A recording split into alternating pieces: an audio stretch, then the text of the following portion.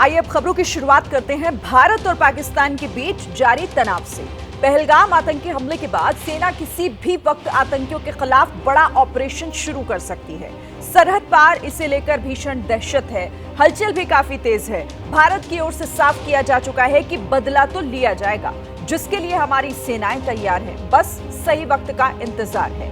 और इस बीच चंद घंटे पहले एक बड़ा डेवलपमेंट हुआ है। केंद्रीय गृह मंत्रालय की तरफ से एक निर्देश जारी हुआ, जिसने उन आशंकाओं को और बल दे दिया जिसमें भारत पाकिस्तान के बीच युद्ध जैसी स्थिति बनने की बात कही जा रही है। और इसी बीच एक बड़ी खबर भी आपको बता देते हैं। यूएनएससी में हुई पाकिस्तान की बड़ी फजीहत। यूएनएससी पाक के प्रोपेगेंडा को मानने से मना किया। पहलगाम हमले को लेकर यूएनएससी में पाक फंसता हुआ दिख रहा है। यूएनएससी ने पूछा कि क्या हमले में लश्कर की भूमिका है। धार्मिक आस्था के आधार पर पर्यटकों को निशाना बनाया गया, तो यूएनएससी में पाकिस्तान की फजीहत साफ तौर पर देखने को मिली। पाक ने प्रोपेगेंडा को मानने से इनकार किया है। सीधे इस पर बात करने के लिए नीरज राजपूत हमारे साथ जुड़ गए। उनका रुख कर लेते हैं। नीरज, एक तरीके से पाकिस्तान फिर से बेनकाब होता हुआ हर मोर्चे पर उसकी बेइज्जती हो रही है, और ये उसी दिशा में। बिल्कुल, देखिए, ये जब पाकिस्तान लेकर गया था, पाकिस्तान को ऐसा लगता था कि वो यूएनएससी का स्थायी मेंबर है, टेम्परेरी मेंबर है, तो सब उसकी बात मानेंगे, लेकिन ऐसा है नहीं दरअसल। और पाकिस्तान को मुंह की खानी पड़ी है जो अपना ये मैटर लेकर गए थे पहलगाम का और भारत के साथ जो तनाव है। बल्कि उल्टा जो यूएनएससी के जो मेंबर्स हैं, खासतौर से जो T5, उन्होंने कहा कि आपको जो भारत के साथ जो भी आपका विवाद है उसको जो शांतिपूर्ण तरीके से सुलझाना चाहिए आपको।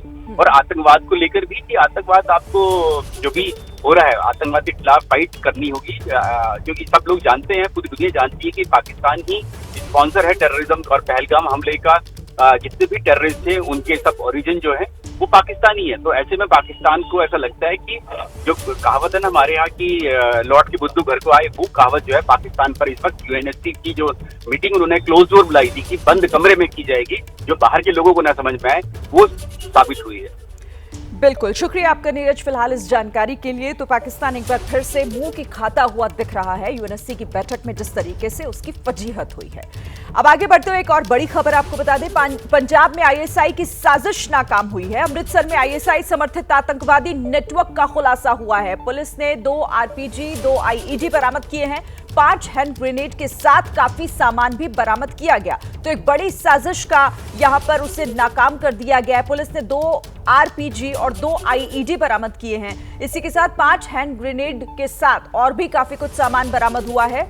अमृतसर में आईएसआई समर्थित आतंकवादी नेटवर्क का खुलासा और उससे जुड़ी ये बड़ी खबर, जहां पर हथियार भी बरामद हुए हैं। इस पर बातचीत करने के लिए सचिन हमारे सहयोगी जुड़ गए। सचिन, पूरी खबर बताएं, क्या कुछ और अपडेट इस पर? जी देखिए, ये जो पंजाब पुलिस ने रिकवरी की है, इसमें बेसिकली 2 रॉकेट प्रोपेल्ड ग्रेनेड्स हैं, आरपीजीज हैं, 2 आईईडी हैं और 5 P87-86 जो है हैंड ग्रेनेड्स हैं और एक वायरलेस कम्युनिकेशन सेट है। तो ये एक बड़ा खुलासा है पंजाब पुलिस की तरफ से, क्योंकि लगातार इस तरीके की रिकवरी जो है वो पंजाब में हो रही है। पंजाब में जो टेररिस्ट एक्टिविटीज हैं उनको लगातार जो है वो जो आईएसआई बेस्ड मॉड्यूल जो है पंजाब में वो करने की कोशिश कर रहे हैं। और पंजाब पुलिस जो है लगातार कोशिश कर रही है। अभी पीछे हमने देखा था कुछ दिन पहले ही जो है आरपीजी 2 आरपीजी जो है रिकवर हुए थे, 5 हैंड ग्रेनेड रिकवर हुए थे। तो अक्रॉस बॉर्डर ये लगातार जो है चला हुआ है। अक्रॉस बॉर्डर जो है पंजाब में ये सारी चीजें जो है वो सप्लाई की जा रही है। थ्रू ड्रोन मैक्सिमम जो है सप्लाई होती है, बट लगातार पंजाब पुलिस भी इस पे चेक रख रही है। और ये मेजर रिकवरी है। इसमें अगर हम कहें 2 आरपीजी जो है रिकवर की है और 2 आईईडी जो है, और ऐसी ही 2 आरपीजी जो है कुछ दिन पहले भी रिकवर हुई है। तो हम समझ सकते हैं कि इस तरीके से कोशिश जो है लगातार की जा रही है। आईएसआई बैच जो मॉड्यूल्स हैं पंजाब से काम कर रहे हैं, उनके पंजाब में जो लॉ एंड ऑर्डर की स्थिति जो है उसको क्रिएट करने की। ठीक है, नजर इस पर रखिएगा सचिन। फिलहाल बहुत शुक्रिया आपका इस तमाम अपडेट के लिए।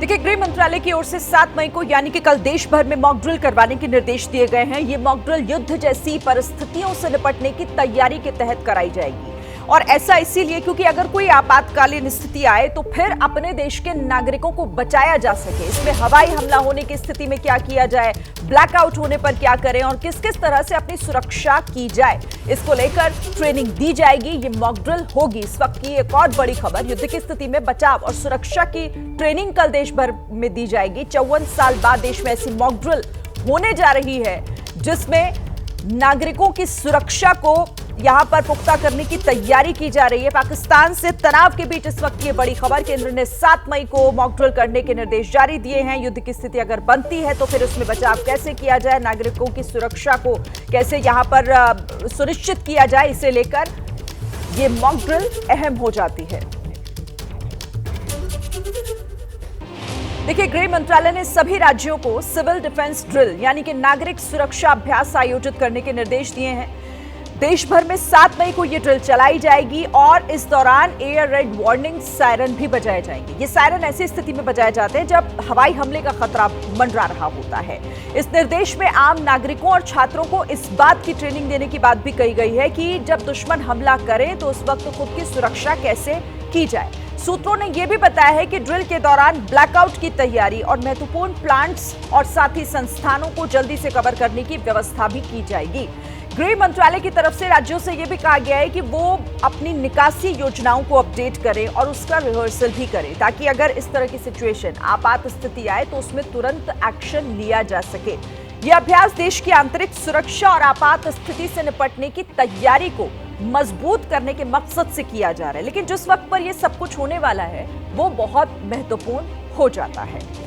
प्रधानमंत्री नरेंद्र मोदी की सेना प्रमुखों संग बैठकों के बीच गृह मंत्रालय ने कई राज्यों को 7 मई को सिविल डिफेंस मॉक ड्रिल करने के निर्देश दिए हैं। देश के 244 जिलों में 7 मई को मॉक ड्रिल करने के लिए कहा गया है। इसमें नागरिकों को हमले के दौरान खुद को बचाने की ट्रेनिंग दी जाएगी। मॉक ड्रिल इसीलिए किया जा रहा है ताकि युद्ध की आपात स्थिति में लोगों की सुरक्षा को सुनिश्चित किया जा सके। देश में पिछली बार ऐसी मॉक ड्रिल 1971 में हुई थी। तब भारत और पाकिस्तान के बीच युद्ध हुआ था। उस दौरान मॉक ड्रिल युद्ध के दौरान हुई थी। तब लगभग 54 साल पहले हवाई हमलों से बचाव के लिए आगरा में ताजमहल को काले कपड़े से ढका गया था। मॉक ड्रिल युद्ध से लगभग 2 से 4 दिन पहले शुरू हुई थी। दूसरी तस्वीर 2025 की, जब गृह मंत्रालय ने कल देश भर में मॉक ड्रिल करवाने के निर्देश जारी किए हैं। ये मॉक ड्रिल युद्ध जैसी परिस्थितियों से निपटने की तैयारियों के तहत कराई जाएगी और ऐसा इसीलिए क्योंकि अगर कोई ऐसी सिचुएशन आती है तो अपने देश के नागरिकों को किस तरीके से बचाया जाए, इसमें हवाई हमला होने की स्थिति में क्या करें, ब्लैकआउट होने पर क्या किया जाए और किस किस तरह से अपनी सुरक्षा की जाए, इसे लेकर ट्रेनिंग दी जाएगी। देखिए, 22 अप्रैल को कश्मीर के पहलगाम में हुए आतंकी हमले के बाद भारत और पाकिस्तान में तनातनी लगातार बढ़ रही है और इसी तनातनी के बीच भारत में जम्मू में अंतर्राष्ट्रीय सीमा से सटे हुए इलाकों में बंकर बनाने का काम भी तेज कर दिया गया। भारत और पाकिस्तान के बीच बढ़ रही तनातनी का असर जम्मू में अंतर्राष्ट्रीय सीमा और एलओसी पर भी देखा जा रहा है। अजय बाचलू की एक रिपोर्ट आपको दिखाते हैं। 22 अप्रैल को कश्मीर के पहलगाम में हुए आतंकी हमले के बाद भारत और पाकिस्तान के बीच रिश्ते लगातार बदल रहे हैं। सीमा पर तनातनी है और इसी तनातनी के बीच एबीपी न्यूज पहुंचा है सांबा जिले में और सांबा जिले में हम इस समय बॉर्डर से कुछ ही मीटर दूर हैं। ये जो सामने की आप तस्वीरें देख रहे हैं ये भारत पाकिस्तान अंतर्राष्ट्रीय सीमा की हैं। हम यहाँ पर इस सीमा से सटे आखिरी गांव में पहुंचे हैं और यहाँ पर आप देखिए कि बंकर बनाए जा रहे हैं। तेजी से ऐसे बंकरों का काम चल रहा है जो कि बतौर एक कम्युनिटी बंकर यानी कि सार्वजनिक बंकर के तौर पर यहाँ इन बंकरों के निर्माण में तेजी लाई जा रही है। सीमा से सटा हुआ इलाका है, ऐसे में आप देख सकते हैं कि लेबर भी ज्यादा लगाई गई है और ये बंकर जो है अब यहाँ पर बन रहा है। बता दूं ऐसे दर्जनों बंकरों पर इस समय काम चल रहा है और लगातार, क्योंकि जिस तरह से पाकिस्तान के साथ परिस्थितियां लगातार बढ़ रही हैं, तनाव बढ़ रहा है, ऐसे में गांव से सटे इलाकों में ये बंकर बहुत जरूरी हो जाते हैं क्योंकि किसी भी आपातकालीन स्थिति में लोगों की जान बचाने के लिए सबसे कारगर हथियार जो है वो ये बंकर हैं। सबसे पहले आपको बता दूं इस बंकर की जो छत होती है ये नॉर्मल छत से बहुत ज़्यादा होती है क्योंकि इसकी चौड़ाई जो है करीब 1 फीट होती है, जबकि सामान्य तौर पर 5 से 8 इंच का छत जो है वो घरों में डाली जाती है।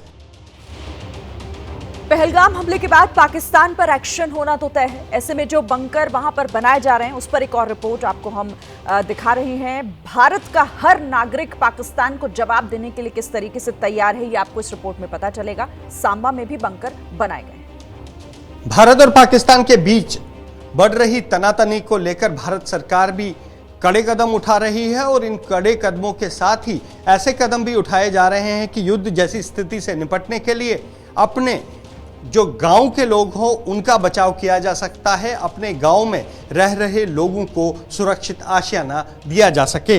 इसी सिलसिले में जम्मू में अंतर्राष्ट्रीय सीमा से सटे सांबा जिले में ऐसे बंकर बनाए जा रहे हैं जो न केवल आपातकालीन स्थिति में इन लोगों के लिए मददगार साबित हो सकते हैं, बल्कि आपातकालीन स्थिति में जो लोग गांव में रहना चाहते हैं उनकी जान भी बचा सकते हैं। ऐसे ही एक नवनिर्मित एक बंकर में हम इस समय हैं। आप देख सकते हैं ये बंकर है और इसे भारत पाकिस्तान अंतर्राष्ट्रीय सीमा से कुछ ही मीटर की दूरी पर हाल ही में बनाया गया है।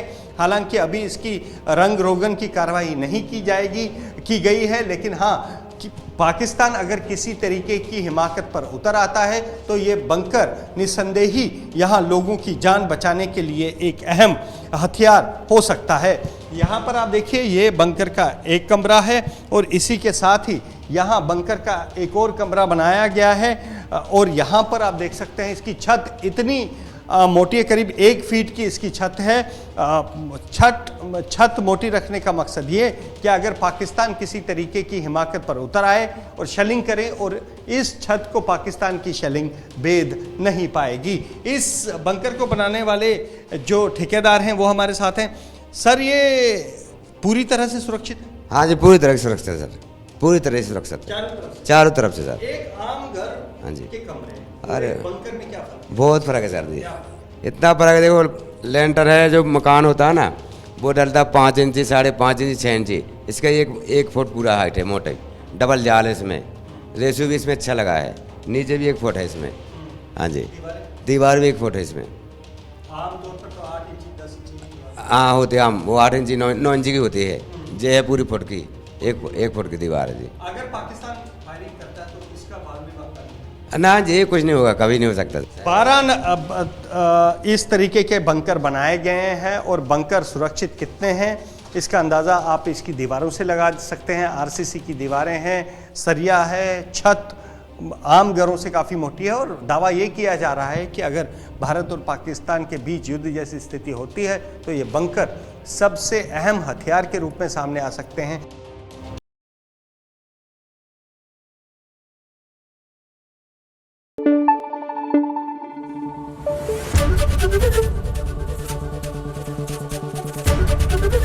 एबीपी न्यूज आपको रखे आगे।